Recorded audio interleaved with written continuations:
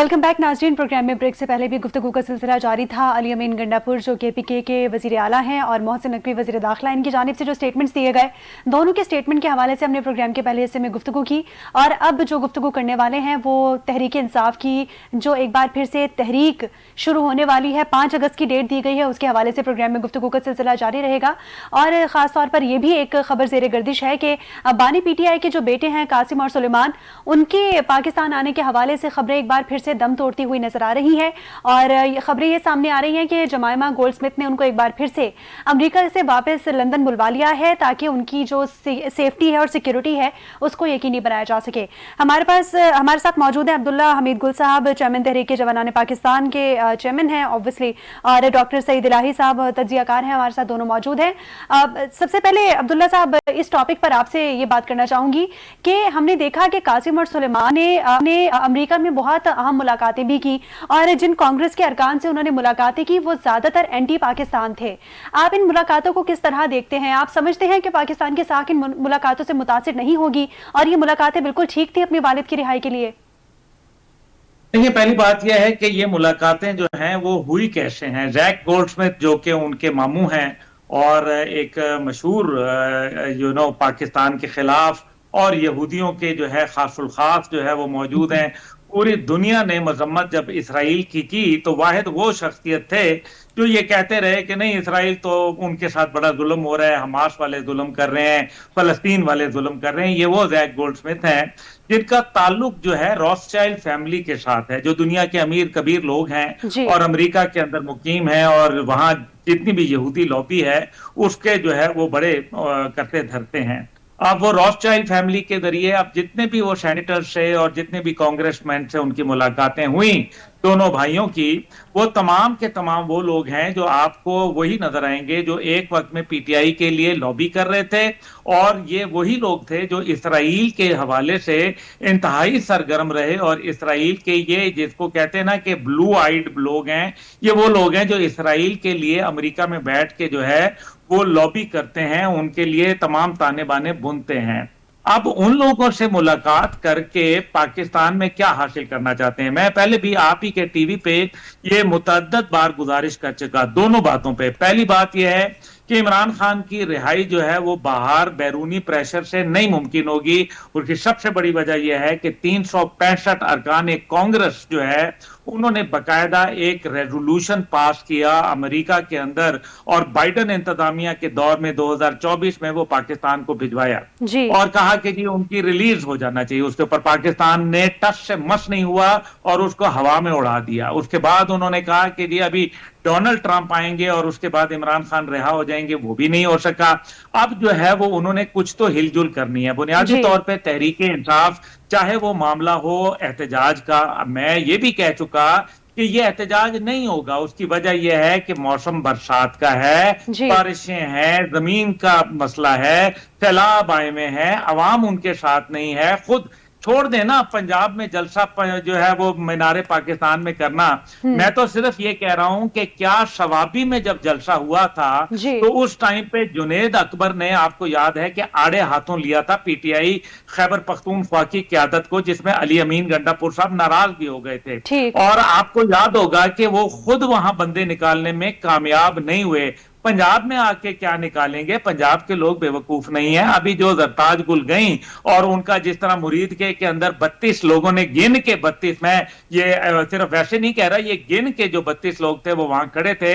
तो आपका क्या ख्याल है कि पंजाब से लोग जो है मीनारे पाकिस्तान को भर देंगे? और मीनारे पाकिस्तान पे फ्लॉप शो का मतलब यह है कि PTI के जो ताबूत है उसमें आखिरी कील साबित होगा। इसलिए बाहर से कोशिश करके देख लें, अंदर से ना जो है इमरान खान के बेटे पाकिस्तान आएंगे, क्योंकि अगर वो उनके बेटे होते यानी कि अपने बाप की आइडियोलॉजी के साथ मुंसलिक होते तो फिर वो पाकिस्तान से जाते ही ना कभी अपने बाप को छोड़ के। जब उनके ऊपर गोली चली, जब उनका यहाँ तकलीफ में रहे, जब परेशानी में रहे, जब यहाँ तहरीकें चल रही थी, उस टाइम पे वो बच्चे जो थे वो वहां डांस क्लबों में जो है वो उनकी तस्वीरें नजर आती रही। ये बात मेरी बड़ी कड़वी लगेगी लोगों को, लेकिन हकीकत यही है।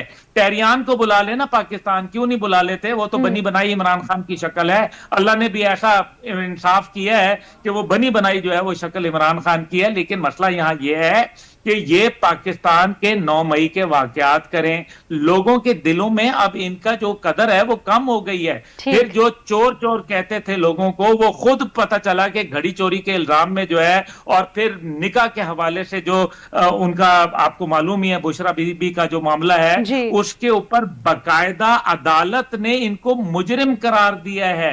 इसलिए जब अदालत मुजरिम करार देगी तो फिर उसके नतीजे में आप जो है वो यहां, चाहे आप अमेरिका चले जाएं, अमेरिका ने अगर इनकी कुछ सुनवाई करनी होती ना, तो उन्होंने जब फील्ड मार्शल साहब गए थे तो उस टाइम पे बात कर लेते। लेकिन इस टाइम पे आप देखें, सेंटकॉम के कमांडर जनरल कोयरेला, माइकल कोयरेला पाकिस्तान में मौजूद हैं।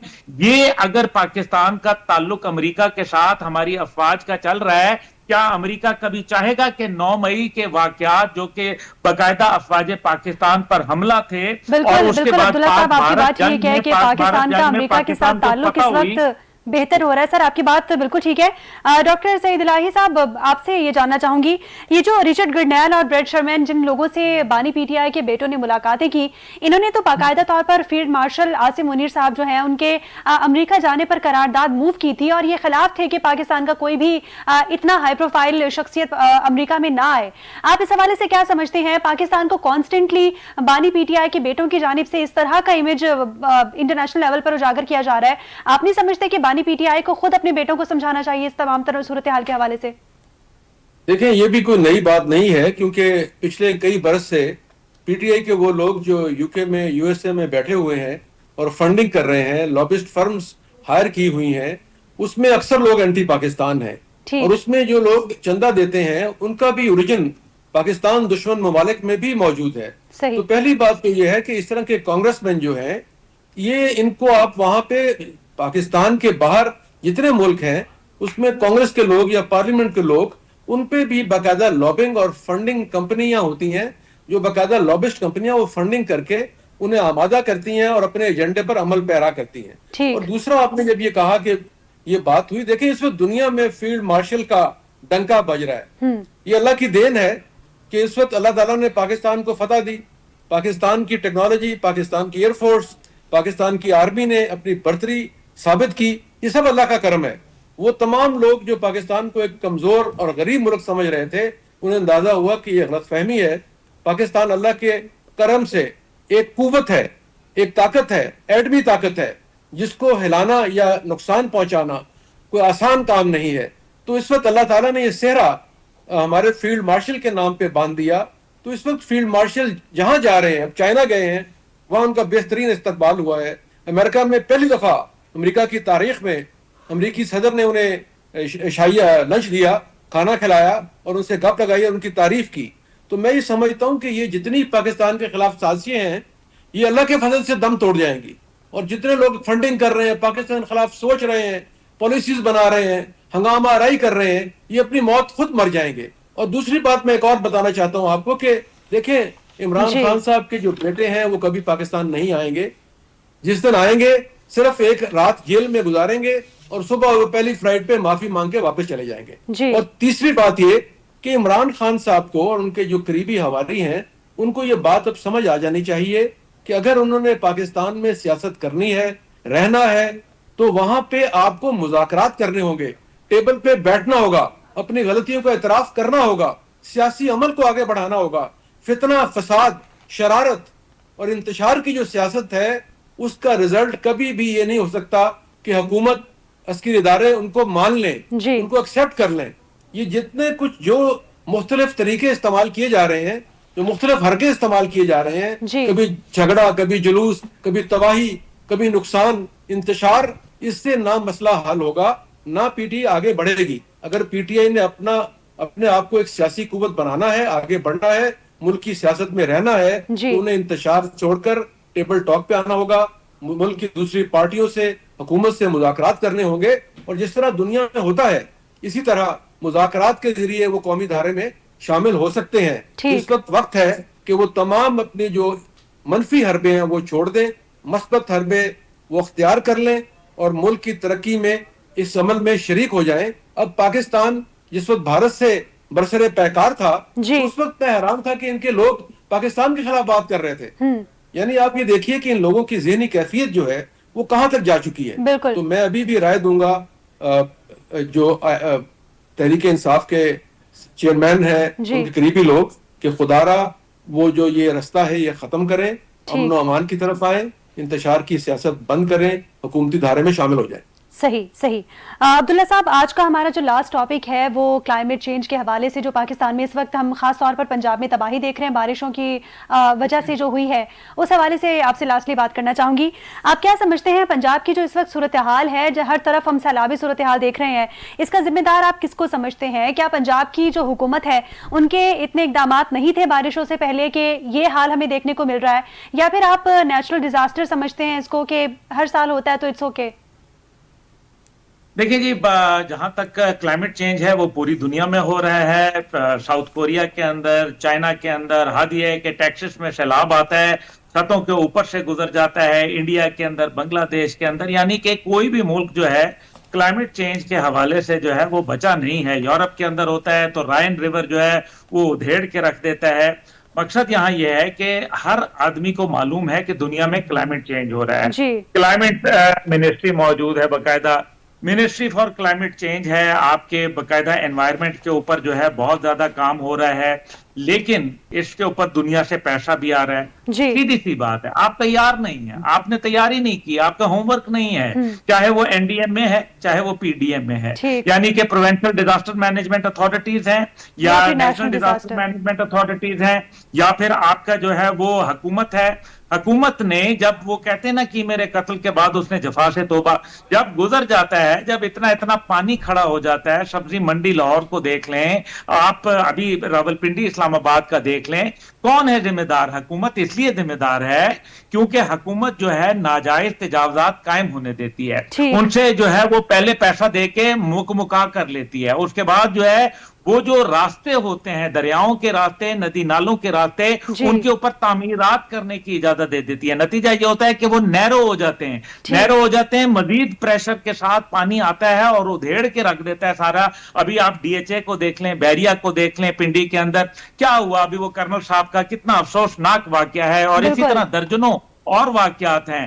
200 سے زیادہ اموات صرف پنجاب میں ہونا یہ کوئی معمولی بات نہیں ہے, اور اس کا مطلب یہ ہے کہ حکومت تیار نہیں ہے. ابھی خیبر پختونخوا میں جو ہوا, وہ لوگ وہاں کھڑے رہے, عوام کا بھی قصور ہے. درخت کاٹو, لوگوں کے ناجائز تعمیرات کرو, اور اپنا گند جو ہے وہ وہاں پھینکو, پلاسٹک کو پھینکو, اور اس کے بعد کہو کہ جی طوفان کیوں آتا ہے, جب آپ درخت کاٹ تباہ کر دیا. کسی بھی ملک کے لیے جو اس کا سروائیول ہے, اکنامک سروائیول, اور اسی طرح سے انوائرمنٹ سروائیول جو ہے, وہ آپ کا 30 سے 40% جنگل کا ہونا ضروری ہے. پاکستان میں یہ کوئی 10-12% ہے ٹوٹل. تو آپ کا کیا خیال ہے کہ یہ طوفان نہیں آئیں گے قدرتی تو اور کیا آئے گا؟ بالکل ٹھیک کہہ رہے سر آپ. ڈاکٹر سعید صاحب, کیونکہ ہمارے پاس ٹائم شارٹ ہے تو آپ سے لاسٹلی یہ پوچھنا چاہوں گی کہ کلائمیٹ چینج کے حوالے سے جس طرح ہم بات کر رہے ہیں اپنے پروگرام میں, آپ کیا سمجھتے ہیں کلائمیٹ چینج کے حوالے سے وفاق حکومت کو اپنا یہ جتنا بھی مقدمہ ہے عالمی سطح پر کس طرح اجاگر کرنے کی ضرورت ہے؟ ہم ایسے کیا اقدامات کر سکتے ہیں جس سے ہم